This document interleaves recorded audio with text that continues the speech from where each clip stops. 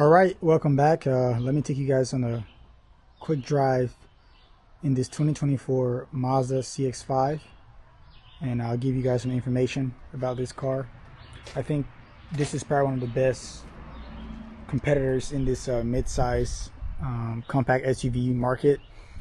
This will compete against the RAV4 and the Honda CR-V, price in the same price range basically, and size also. This is the Cx-5 Carbon Edition. So the Carbon Edition is it has keyless entry, but there's a little button here, so it's a little bit of an older system because this platform I think has been around since 2016.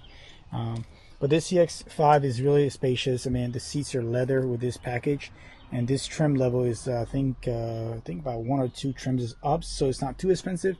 I think you can pick up one of these for about 32 brand new. Give or take, maybe 33. But this car gives you a lot of options for the price you're paying. I mean, the options you get on this car you don't get with the price range on the competitors. So spacious back seat. I think you can get this red interior or a black interior for the Carbon Edition. But the Carbon Edition comes with this exterior color. This is the color that basically all Carbon Edition cars come in with Mazda. Could be mistaken, but that's what I think. All right, let's take it for a quick drive, and I'll tell you guys more about this car. I think this is probably one of the best cars I've driven in a while for the price range. Just driving dynamics overall. All right, now I'm driving the Cx-5. You can notice immediately it drives slightly different than its competitors. I think it's because Mazda really focused on their, the mission statement as a brand, to have a driving performance like a sports car, no matter what car you're driving from their fleet of cars. This car is very stiff to the ground. Steering wheel is really responsive. Obviously it's not a luxury car. However, it does give me a real good feeling when I'm driving it compared to the RAV4. Which drives nicely, however, it just doesn't have that stiff, sporty feel. I know people compare the Mazdas to BMWs, and I can see why they do it, even though it's not a 50-50 comparison.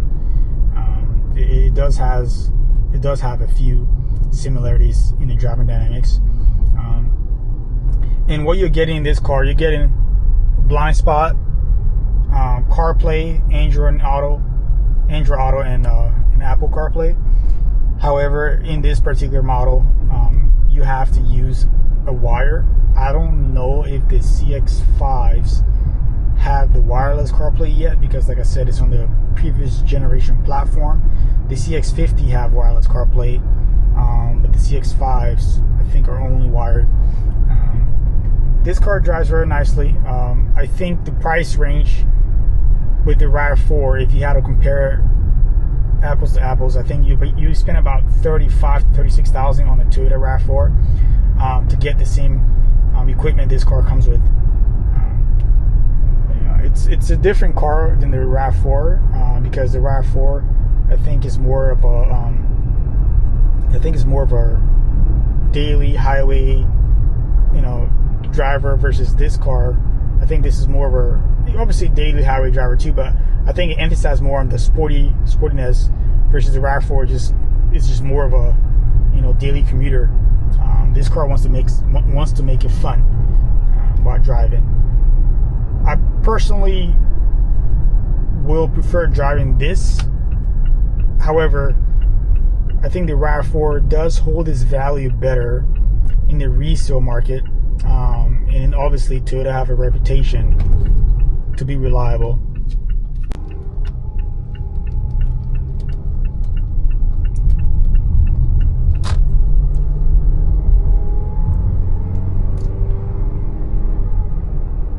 The cabin's fairly quiet,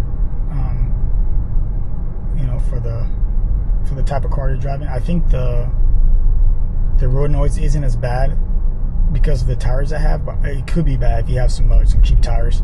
That's something I really do notice on this car. But overall feeling, this is a great car. It's a great buy.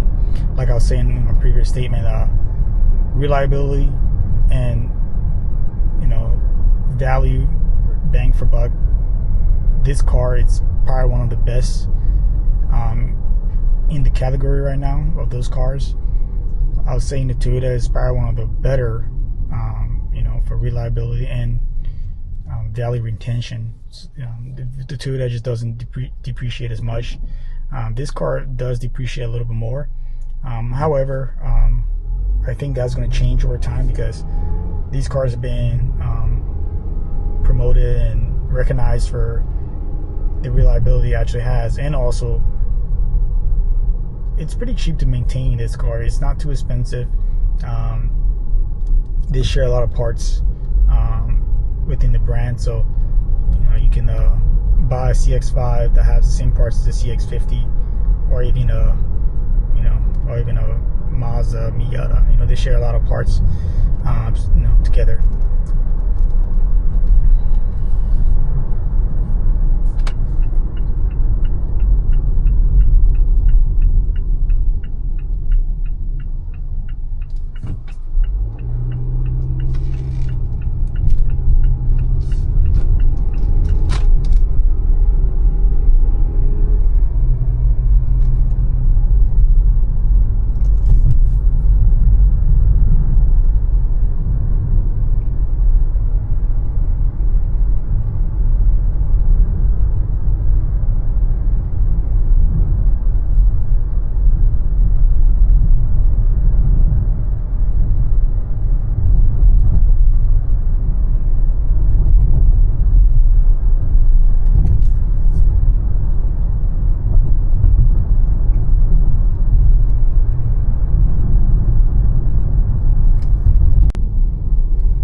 As we come to an end of this video, I guess takeaway I want to give is 100% recommend the Mazda Cx-5 if you're looking to get this.